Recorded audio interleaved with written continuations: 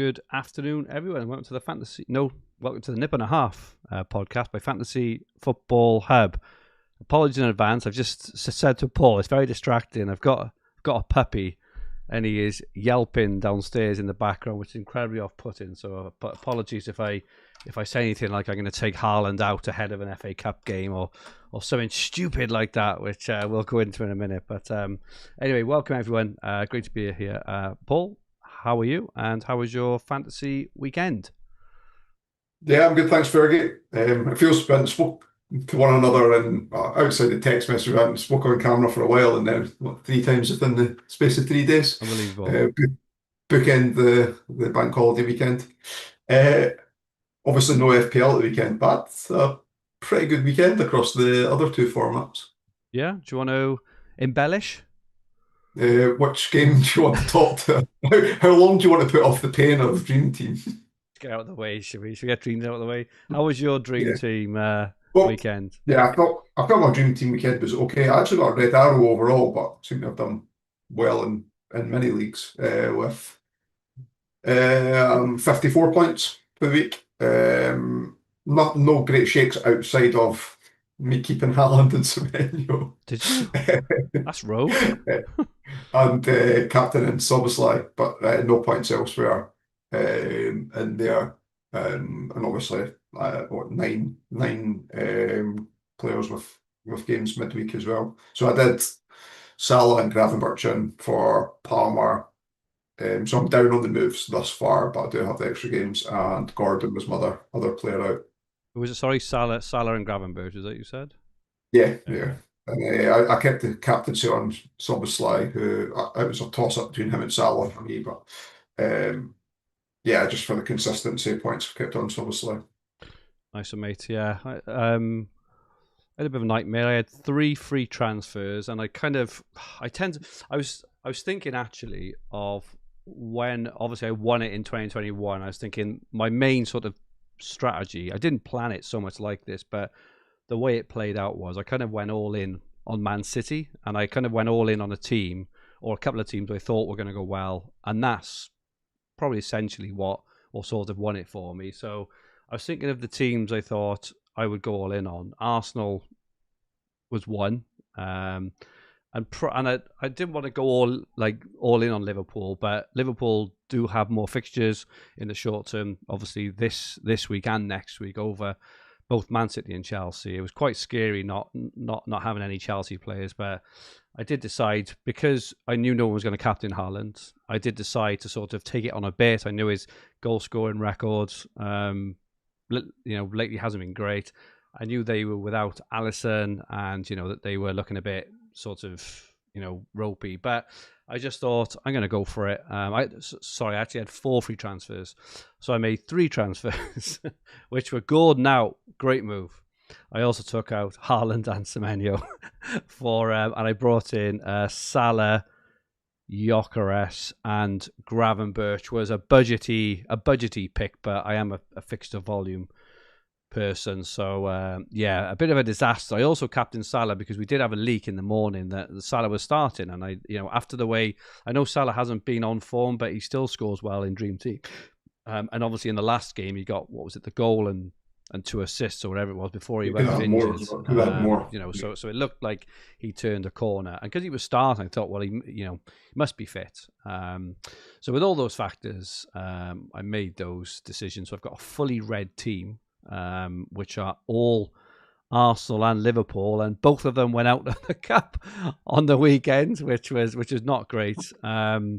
And yeah, only, what have I got? Goodness me, I don't even know how many I've got. Not many. 23 points. I suppose my only saving grace is I do have, hopefully, doesn't look like Timber. I don't think he's going to be fit midweek, and it also I've seen Saka's had a knock as well. So I'm hoping to have 9 playing midweek, where most, I say most, most of those who've had great weekends in terms of Chelsea players, Man City would potentially only have like 4. But I think my main hope is next week. Now we're already, I've got 11 players playing 2 home games. Whereas I think you made the point on the weekend when I was texting you in distress that Man City hold, like Haaland holders, Semenyo holders, they're probably not going to transfer him out to bring him back in the week after, especially because now they're both going to rise as well. So my sort of the thing I'm very, very loosely holding on to, I'm not expecting much this week off my Liverpool players week to PSG. My hope is, I think, is next week I can save 2 transfers, depending on the injury status, obviously, of a player or two. But I can save a couple of transfers. I can go up to 4 or 5 transfers. Have 11 players playing twice next week, whereas a lot will only have sort of 4, 5, or 6. Make some gains back before it all turns around the week after. Then, so that's my very loose assessment of where I am. But I'd never guessed 4-0. It was. I was expecting like a 2-2 or something like that, but I think you said you maybe expected the same. But yeah, crazy. I feel really fortunate actually on the Chelsea game because Palmer and João Pedro played really good minutes. They won, 7-0 and only got 1 return each, which is crazy, absolutely crazy. So I feel quite fortunate there actually. But yeah, what are your thoughts on kind of? So nothing planned for you next week then. Well, I'm hoping Saka and Timber return, and I'm hoping I can save 2 transfers because if they do, like I say, I'll have 11 doublers and then 5 transfers going to the week after. I can obviously remedy my Man City and Chelsea thing. So I will lose Semenyo or Haaland. The one person, if Gravenberch has another really poor game midweek in terms of point scoring and looks like he's going to go down 0.3, whilst I know that budget chasing isn't optimal at this point, that the season isn't necessary at this point of the season, my budget has been taking quite a hit recently and I have been short on some moves that I've been planning. So depending how Villa get on against Bologna, if Matty Cash plays and does well, Gravenberch to cash is something that I was looking at. If I was getting like a 0.4 plus swing, then maybe that's something that I'd consider. But outside of that, I probably won't make any moves. So I'd either be rolling 1 or rolling 2, obviously, notwithstanding any injuries, etc. So yeah, nothing much there. And then probably captain Szoboszlai again next week, in all honesty. If I thought Saka was fit and was going to play the 2 games and play good minutes across the 2, then I would captain him for 2 home games. But I have to see how Arsenal get on tomorrow night, I think, before decide then. Yeah, for sure. It's interesting you mentioned about the team value. Actually, I haven't purposely I haven't been paying attention to it at all since maybe Christmas, and I've noticed actually that I'm at least 2 or 3 million behind the curve in the top sort of. Well, I was 33rd on Saturday. I'm like 80th now. But I was looking around me, and most teams had like 56, 57, 58, 59, 60 million. And I'm on 54.7. And that was one of the reasons why last week, it's amazing how these things happen. Because I was tempted to do Semenyo to Bruno Fernandes the week before. Again, I was texting you about this, wasn't I? And I couldn't because I couldn't get to him. Because I was like a couple of million short. And this week, I'm not 100% sure what I would have done. But having an extra 2 million in the bank could have done other things. I would probably still had Haaland out, but I just look at a scenario really in short term with the extra games Chelsea's going to have, and I think that we're going to want João Pedro and Palmer in probably the week after next. Just with the volume fixtures that they've got. Yeah. It's like where's that budget going to come from? I think they're reasonably cheap compared to. I think Palmer's like 5.6 and Pedro 4.8 or something. I don't think they're too bad, but yeah, you're right. If you couple them up with Haaland and say Liverpool was to go, say Liverpool was to go through Liverpool and Arsenal to go through the Champions League, and it starts making things a bit awkward and decisions to be made. I think it looks like I haven't sort of fully had time to digest it yet, but it looks like a very, very flip-floppy few weeks in terms of this. Obviously, the remainder of this week and next week, you definitely want Arsenal-Liverpool players because they've got the fixtures. City and Chelsea have 1 game next week and they play each other, so I'm obviously hoping they cancel each other out with a Rodri, goal in a 1-1 draw or something along those lines. But then, obviously, because both Liverpool and Arsenal are out of the FA Cup, the following weekend is a double for Man City and Chelsea, but then they blank the following week.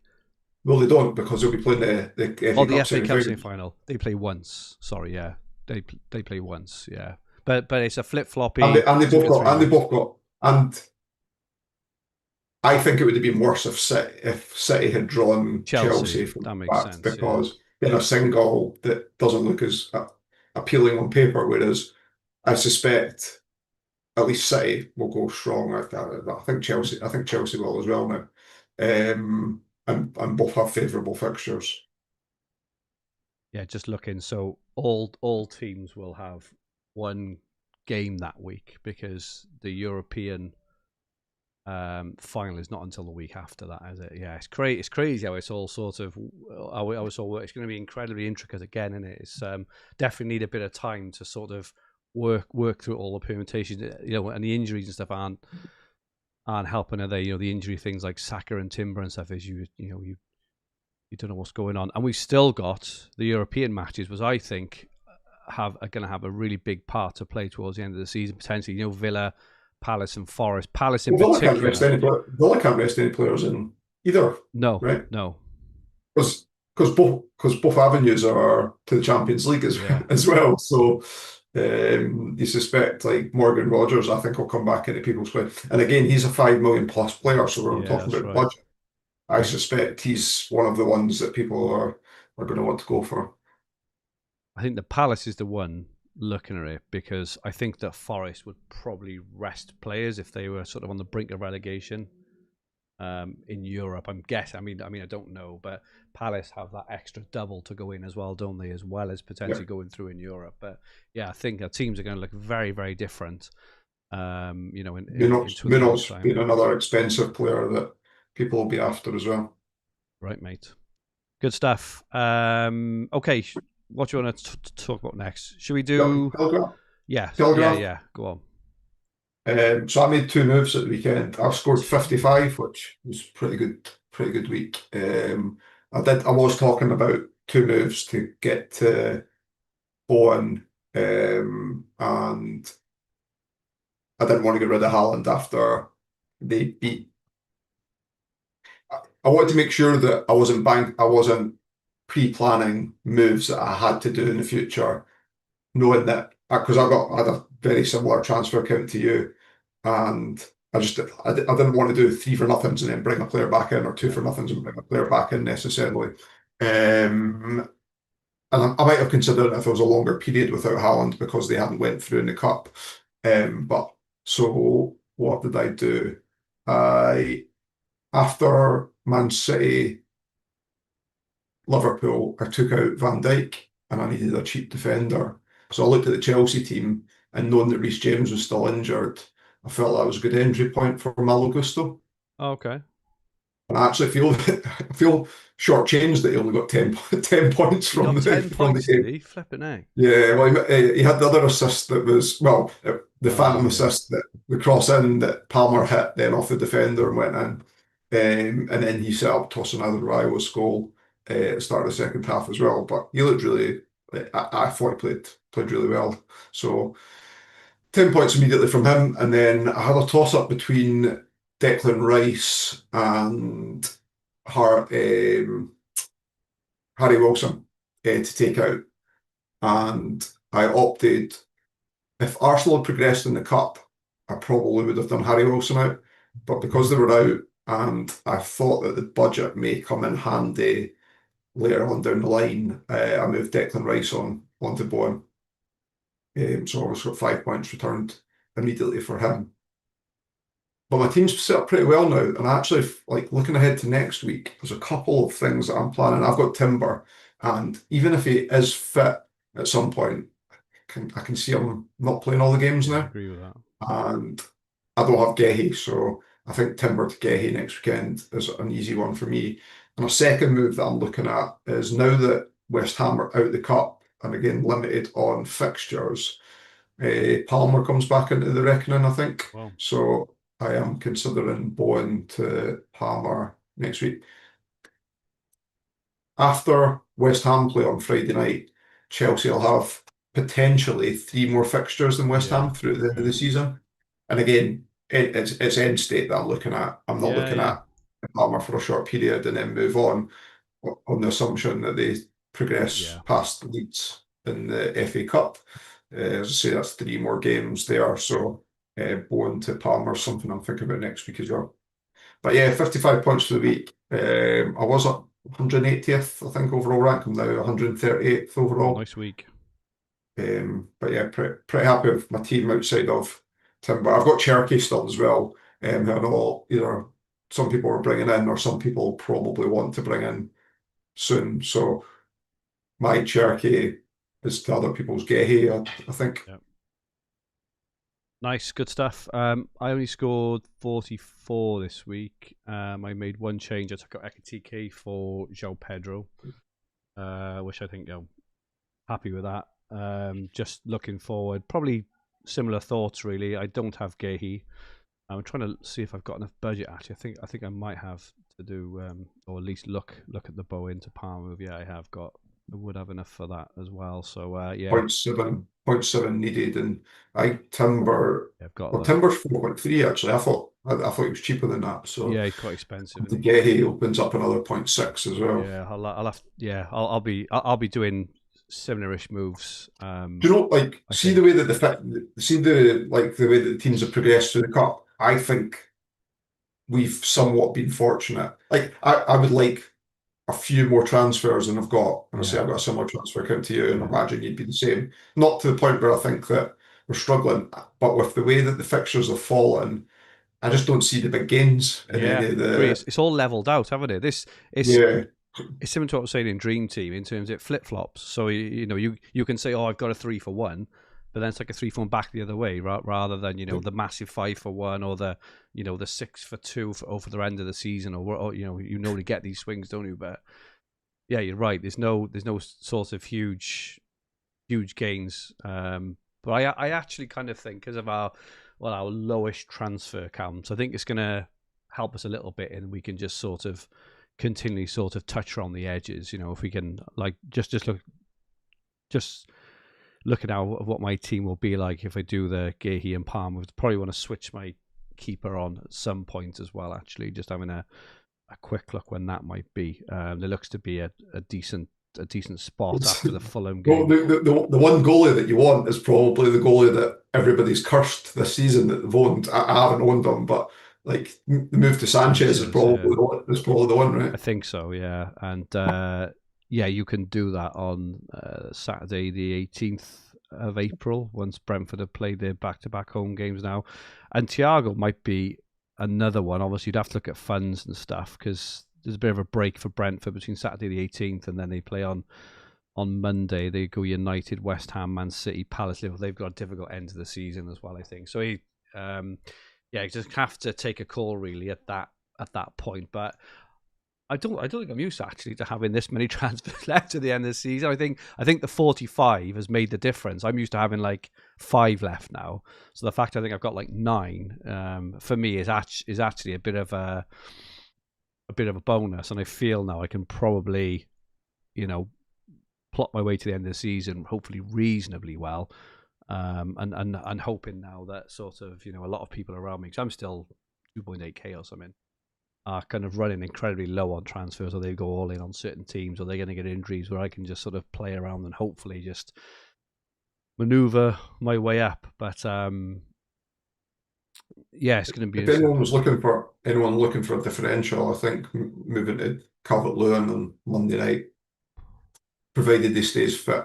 Oh, I'm not they going got a to don't have lovely enough run of 4 fixtures there, haven't they? Wow, look at that. exactly, and I think Oh, that's a again shout. with there not being that many That's a opportunities, I shout, think that that is. that's Goodness me, look at that. That might be I'm just having a look now. That might be like a 4 for. Look what that is. They're a 4-for-1, and they finish off with Burnley. it's a 5 for 2. Yeah, 5 for 2 over most It's a teams because four. It's a 4-for-1 over a couple, and a 5 for. It's a 4-for-1 over. Over remember the Chelsea games in there as well. Bournemouth. The Chelsea Cup games in there as well. Oh yeah, they haven't put the rearranged game back in Yeah, yet. yeah. Oh wow, okay, that is a hell of a. The fixtures are good as well. Away United, they'll have Wolves, Burnley, But if Stack, like, who, I don't know if you've seen the photo, of Yeah, his his ankle, wasn't ankle. it? Yeah. Yeah. So because Good I shout. would not advocate any of their defenders in this format, anyway. But if Stack was fit, I would have advocated go for Stack on Monday night I as mean, well. So, that is a good move. That is, and there's bound to be some kind of really nice move off there as well on onto there someone is else, isn't there? against. Well, there is when after they play Burnley at home on the Friday night, Friday the 1st of Look May. at that! Wow, that is a nice, good spot. That is. Wow, superb. How are you hoping for the end of the season? Top 100 or higher? Top hundreds, mate. I wouldn't say higher. Top hundreds, my aim. Nice, mate. Good Do, stuff. do, do well in leagues, I think. Have you had time to unravel FPL? Uh, yeah. So if West Ham had went through, this would be a absolute no-brainer in my opinion for playing a wild card. I mean, I think I'm still going to do it Yeah, anyway, but it benefits me because I've got 3 transfers in the bank, yeah. so that I can tidy things up in game week 35. If I hadn't had that and looking at my team just now, I might have played one of the other strategies. I don't like that wild card. Remember, it used to be wildcard 36, bench was 37. Yeah. That used to be the way that it laid out. And Just late what today. and Like putting all your eggs into one game week is how I sort of yeah, see that. yeah. And whilst this game week doesn't look good, but I'm thinking of holding back a couple of single game week players this game week. Like Bruno, Bruno. 100%. We actually talked about Yeah. this on Friday anyway. So we'll hold Bruno back and possibly hold back Gabriel as well. Because I don't need the budget for any other players. So it's not. I think I'll do that, and then I may transfer out Gabriel next week with one of my frees for a double game week player, and then bench boost. Probably keep Bruno free hit 32, 34, and then my team looks pretty good for 35 as well. With Leeds playing that home game against Burnley, Burnley, yeah. and again that's without any transfers, and I can start tidying my team up for what is likely a double game week 36, just Crystal Palace, right? And I'd already have 3 City players and potentially one Arsenal player if I kept Gabriel. If not, I would possibly bring Gabriel back before then anyway. I think with Arsenal, like, so they're not doubling, but I'd argue they're still the best team in the league, right? And still got the best players that you'd want. But then have they got the best players that I want? Because I look at it and I was like, Rice has been okay recently, but not anything. Like Gabriel's like really the only one that I think I would really miss by not owning.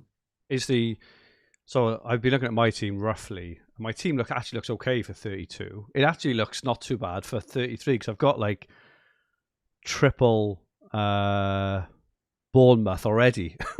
But I'm probably not gonna. My initial thought was, oh, play out 32, play out 33, free hit 34, wild card 35, bench boost 30. But I don't. Yeah, I don't think I can do that now. But I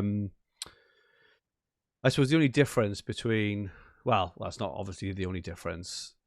The massive sort of output on it will be the bench boost in 33 versus the bench boost in 36. And I'm still of the opinion, rightly or wrongly, that I just wonder when it comes to game week 36, if the league is sort of won, what happens, like league relegation, European places. If Palace is still in Europe and they're like 12th in the league, they're going to rest players ahead of European stuff and things like that. So I can't. That stuff always sort of plays on my mind, and I also think that if you don't attack these next 3 or 4 game weeks now, and it really kicks off, you know the template smashes it. I'm like 350 odd K now. I could find myself down to like 1 million going into game week, 36, 37. And even then, if I have a tremendous game, I could get up to back up to almost where I am now. Whereas I feel that more has to happen in the second scenario for me to have a good finish. It's like you have to smash that game week 36 when I think there's so much unknowns about who is actually going to play in that as well. So, you know, we've just looked like Haaland and City. Their last 2 performances have been incredible. They're on form now. We would never have said that a month ago when they were like losing 1-0 or 2-0 or whatever else. Like, now feels the time to attack these next sort of 3 weeks. So I think, you know, I know the data will say different things. I know different people will have different thoughts on that, but I suppose I'm just sharing my macro thoughts on. It's more vibes than data on just how I think the landscape looks now to how I think it could look in 36. Agreed. And I'm the same as you. I'm going into this knowing full well that the team that I'm wildcarding out of could outscore the team that I'm Probably, wildcarding into this week. but then you couldn't bench boost in 33. Albeit, where's the like? I'll look at 2 players maybe that I think would really hurt if they did well that I took out. Probably Ekitike. When do you know if Liverpool kept it tight? I know that they're struggling for top 5 just now, so I can't see them resting many players against Fulham either. But it's not like they're on form, right? And Thiago, and that would just be an ownership EO. Like he scored a hat trick at the Hull Dickinson. But at the same time, would it really surprise you if like how good Everton can be defensively if they went near sharp shop? So yeah, I think I'm likely to do it. There was a couple of players. Carl Darlow, but that must be his place at Leeds to lose, right? I think so. I don't think Perry covered himself in glory, even though they won at the weekend. That goal that was offside, he made a bit of a meal off. And Darlow's not done anything wrong. I think he'd kept back-to-back 0-0s in the league, right? So 3.9 million goalkeeper, perfect for a bench boost in 33, I think. What are you thinking? What's your thoughts on single game week players? Any other than I know we've already talked about Bruno. I think Bruno and Gabriel. I just think that Gabriel, regardless, he can be as good as a double sort of game week player anyway. So they would be the 2. I just having a quick look. So this I'd argue he might be my vice captain this week if I keep on. Yeah. So are you talking about to keep for 33? If you're wildcarding this week, yeah. You're thinking about keeping Gabriel this week anyway, and then with the view of maybe, I guess, transferring out. Well, I got loads of value as well in Gabriel. I bought him at like 4 or something. He's out 7.2 or something. He's good at DEFCON. I know that's one thing away to City. You don't expect them to keep a clean sheet, but they could. It's not without the possibility of keeping a clean sheet next week as well. But for me, it's a bit easier for me with three transfers, so I can keep them this week and then make a decision next week with a relative degree of flexibility in the future if I wanted to take them out and bring them back in. And I think as well, if you think about who you'd be bringing in for a bench boost, as well as the free transfers you'd use in and out, are you likely to get an incredible return? Because the fixtures, I think the double game week fixtures, like everyone's going to have City, Chelsea, Not sure the rest of the fixtures are absolutely amazing. It's not like there's lots of teams with 2 home doubles, 2 big teams with you can see a lot of goal fests. Not true. It's not 2 transfers though. It's 1 transfer because. I think also the point you're missing out on as well, maybe. Yeah. But I take your point. I think with the bench boost, you got to sort of maybe look at: would you be happy with Bruno and Gabriel on a bench boost? They got Chelsea, Man City away. I know they're difficult, but they're both top class FPL assets. Bruno especially is more than capable of getting a double-digit haul, right, in that game. And then sacrificing the 2 points, say 2 for Gabriel for the potential 4, 6, 7, 8, 10 points you'd get off a Leeds player. But obviously you've got them in place then going forward. Yeah. More for later down the line. See what I mean? But yeah, I think you've got to be pragmatic unless you're rolling in transfers. I'm talking to someone with no free transfers as well. So, but yeah, I think if I had a load of transfers, I would maybe not go for Gabriel potentially if I had like 4 or 5. But On our bet, yeah, it's not 3 pints for 1 pint. It's 2 pints for 1 pint. I was like, something didn't sit well with me when you explained you are the bet right. out. Yeah, two. What odds did you give me? Was it 2 to 1? 2 to Yeah, 1. it is. It's literally 2 for 1. Isn't it? You're thinking like a bookie steak where you get your like, you get your steak back. You get your pound back. I was thinking that. Yeah, you are right. If it's my round and I'm buying a pint for myself, then I'll get you 3, and then it's your round. Like I'm cool if you lay it out that way. Well, the way you drink 1, mate, it would take me all. It take me all weekend to drink 3, but quite possibly. But yeah, I'm maybe not as well. Am I as hot on that now as I was before? I don't know. I gotta give it some thought. Don't think the double was as huge as we thought it was. Well, I would argue 2 things, right?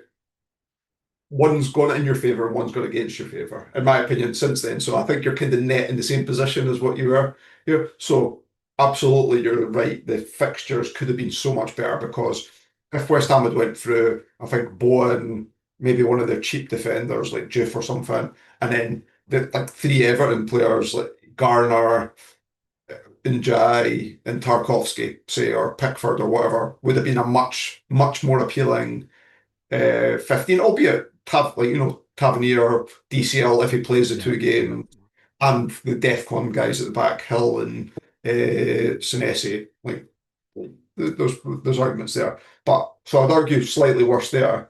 But what's slightly better is that I think less people will do that combination now. And instead, what's the other one? It's touted free hit 33, wildcard 35, bench boost 36. I know we've talked ourselves out of that, but I think more people will do that than what we're going to do it. I think though, I do think you over-index on the casual managers who are around those ranks, who are in the top 500,000, all using this same chip strategy. Personally, it's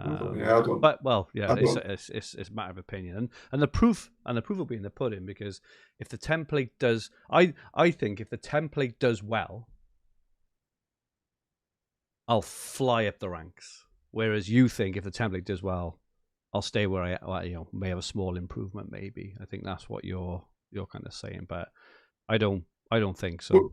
Like, I may come across as a hypocrite by saying this, and by all means, you or anybody else listening can shoot me down, right? But I was looking I was on X earlier on, and there was like a FPL co-pilot, I think is the name of the account. And why I'm saying this is obviously Hub have analytics tools to help plan and stuff like that. So that's why I don't may possibly come across as a hypocrite. But even on that, I saw like the thread from them replying to their own messages saying that the returns on it bear with them because there was that many people using it for basically plug in what chips you've got left and we'll give you an optimal strategy on how to play it. But there's that many of these options now that I think I think it's like, I think people can be super engaged without being super engaged. And I think that there's but again, maybe I'm wrong, but I think X is a very small percentage of the player base in that thing. And again, it's subjective, but I think in the top 500,000 managers, I would be amazed, absolutely amazed, if more than 10%, probably 5%, are actually active on X using this stuff. Honestly, and that's how I feel. So 500,000 was your marker there. What percentage of that use a wildcard this week, do you think? Of the 500,000? if they're wildcard, Yeah, I would only no, think that's that fine. people are wildcarding this week if they're going to do a similar I think, strategy you and I are doing. I Because think, otherwise, you would just use a yeah, wildcard next week or on no, that's fair. 36 or whatever. I think taking into account, obviously, those who've already used wildcards, those who are going to use alternative strategy, and those who are just oblivious, they are casual managers. I reckon the top 500,000, I reckon about 85,000 will use their wildcard this week. I know that's quite specific, but we can test this, can't we? Because there are tools out there, I think, that'll show how many are played or whatever. How many do you think then? What do you think, like 300,000 or something? Or Was that 17% you're saying? oh, it's very. It was just a ballpark. I'd say maybe between I'd say 40% plus. 40%. What, you think there's going Yeah. to be over 200,000 wildcards played in the top 5? You're bonkers, mate. You are bonkers. Well, I know that sites will tell you like off the cuff, and I know that we would be able to work this out somehow. Yeah. Like one of the sites will definitely be able to tell us like live FPL or Fantasy Football Index or one of these firms. And I'm sure if we ask Mike, in fact, I'll message Mike after this, and I'm sure he'll tell us. Do you want to name? Hang on, just firstly, do you want to name any more competitor sites? During the Fantasy Football Hub podcast that you have already, you basically named every fucking one. Well, I was using Fantasy Football Hub this morning for the price for price checks. That's novel. No, I'm joking, mate. I think the answer is probably somewhere in between. I would, it's probably like, I don't know, maybe 130, 140,000. But maybe. Even then, I'm just not convinced. I do think we over-index on, X. Yeah. X is the FPL community. That's how it's kind of viewed. And while X is probably the most, I don't know, vocal or most sort of in your face, is the one we have probably used and been on the journey with the last like 5-10 years or whatever else. I still feel there's a huge base of players who don't even know it exists, personally, but we shall see. Interesting times. You'll tell me differently, but I think two of Hub's USPs are that it brings all of these things together in one place. It's very user-friendly and easy to navigate. And secondly, brings a collection of all the best fantasy football managers and their team reviews and updates and stuff like that. It does indeed. But yeah, we will see. It's going to be an interesting few weeks. I don't ask about the leaderboard because I'm guessing I've dropped like a stone off the. Well, you've not, but you have. So I have. So I'm 17th, you're 18th. Oh, okay. Oh, but the gap has widened. But now there's a 3 mini league average gap, so it's 9 places like gap. I did suggest at some point in time that DreamTeam was the easiest one to move up and down, and that, unfortunately for you, that's where I made the gains and that's where you made the drops.